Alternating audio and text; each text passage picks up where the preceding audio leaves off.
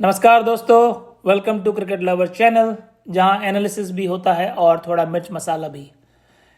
India versus Pakistan मतलब सिर्फ match नहीं, हिस्ट्री का प्रेशर कुकर और प्योर इमोशन का तड़का in ICC legacy final exam. और स्टैट्स को देखेंगे तो आपको लगेगा कि आईसीसी इवेंट्स में इंडिया ने डोमिनेट किया है 18-4 से, और T20 वर्ल्ड कप में तो रिकॉर्ड हो गया है 8-0। ये राइवलरी कम दिखती है, एक रिपोर्ट कार्ड ज़्यादा दिखता है। जब प्रेशर स्टेज हो तो इंडिया का सॉफ्टवेयर ऑटोमेटिकली बीस्ट मोड पे चला जाता है और पाकिस्तान का सिस्टम अपडेट रिक्वायर्ड दिखाने लगता है। मैच स्टार्ट होता है ड्रामे के साथ।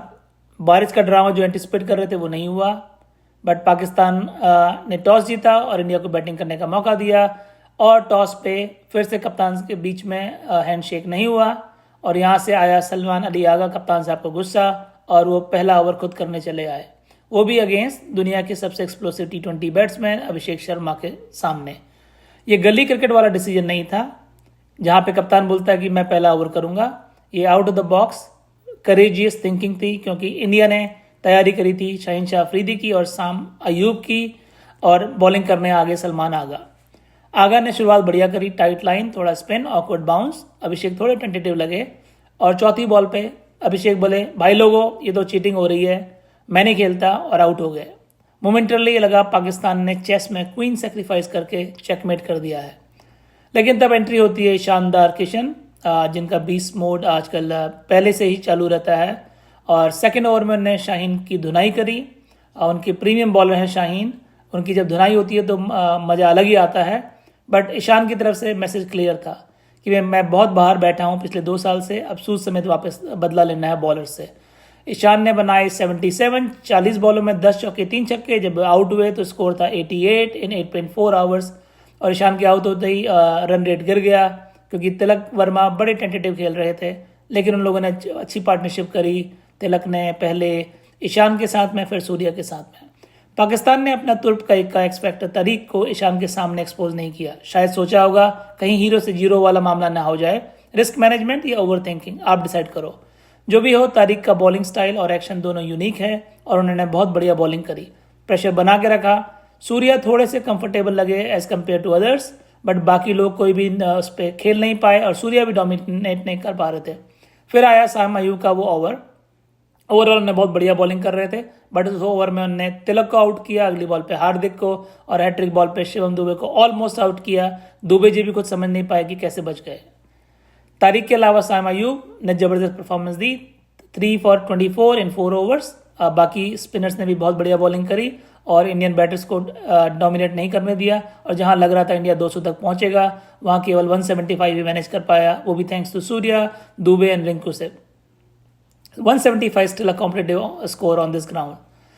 पाकिस्तान के लिए सबसे डिसअपॉइंटिंग परफॉर्मेंस थी शाहीन शाह अफरीदी की बॉलिंग में। नॉर्मली वो न्यू बॉल के किंग हैं, लेकिन इस बार रिदम मिसिंग लगी, over pitch delivery, predictable length. India ने फुल कैपिटलाइज किया, और उनके 2 ओवर में उनने जड़ दिए 31 रन। जहां शाहीन इम्पैक्ट नहीं डालते, पाकिस्तान का कॉन्फिडेंस वैसे ही ड्रॉप हो जाता है। अब आई पाकिस्तान की बैटिंग की बारी, और स्पॉटलाइट थी शाहिद ज़्यादा फरहान पे, और क्यों ना हो, क्योंकि उनकी वो जो डॉक्यूमेंट्री बनी है बुमराह पे छक्के मारने की, उसके बारे में बातें, bold statement about Jasprit Bumrah, full hype. लेकिन सीक्वल बनने से पहले ही उसका एंड हो गया, क्योंकि यहाँ पे भी एक सरप्राइज था, क्योंकि पहला ओवर किया हार्दिक पांड्या ने, और उन्होंने बेचारे साहिबजादा फरहान का दिल तोड़ दिया, उनको सीक्वल बनाने का मौका नहीं दिया, बुमराह को खेलने का मौका नहीं दिया। बुमराह आए अगले ओवर में, अयूब ने मारा पहली बॉल पे छक्का, और लगा आज उनका दिन है, पहले बॉलिंग में और अब बैटिंग में जबरदस्त शुरुआत। फिर आया बुम बुम बुमराह का एक्यूरेट टो क्रशर यॉर्कर। अब बुमराह ने इसी ओवर में चलता किया कप्तान साहब को भी, और स्कोर रीड करने लगा 13 for 3 इन 2 ओवर्स। यहाँ से पाकिस्तान के खेमे में सन्नाटा, और इंडिया के सपोर्टर्स का हल्ला गूंजने लगा प्रेमदासा स्टेडियम के अंदर। इसके बाद पाकिस्तान के बैट्समैन ने तू चल में आया वाली कहावत को सच कर दिया, एक्सेप्ट उस्मान खान और शाहीन अफरीदी ने एंड में थोड़ा कंट्रीब्यूट करा। किसी ने भी सिग्निफिकेंट बैटिंग परफॉर्मेंस नहीं दिखाई, और इंडियन बॉलिंग ने अपनी रेपुटेशन के हिसाब से बॉलिंग करी। पूरा मैच ऐसा लगा जैसे एक ब्लॉकबस्टर मूवी का सीक्वल रिलीज होने वाला है। हाइप बहुत थी, कंट्रोवर्सी बहुत थी, स्टार कास्ट बड़ी थी, बजट बहुत था, इंटरेस्ट बहुत था। पहला पार्ट बहुत ज़बरदस्त शुरू हुआ था, लेकिन सेकंड पार्ट पाकिस्तान की बैटिंग में सब कुछ फुस हो गया। और एक चीज़ पाकिस्तान के लिए बढ़िया हुई, लगा कि उनने एटलीस्ट एक बदला तो लिया। अगर आपको याद होगा चैंपियंस ट्रॉफी में चैंपियंस ट्रॉफी में इंडिया ने पाकिस्तान को फोर्स किया था दुबई में खेलने के लिए। 2000 किलोमीटर का ट्रैवल करके वो दुबई आए थे खेलने के लिए। यहाँ पे पाकिस्तान ने भी इंडिया को फोर्स किया कि वो अपने कंफर्ट जोन से दिल्ली से छोड़ के, मुंबई से छोड़ के 2000 किलोमीटर दूर कोलंबो में इनके खिलाफ खेलें, और एटलीस्ट कुछ पॉजिटिव पाकिस्तान यहाँ से लेके निकला है। दोस्तों बताइए कि आपको क्या लगा कि टर्निंग पॉइंट क्या था इस मैच का।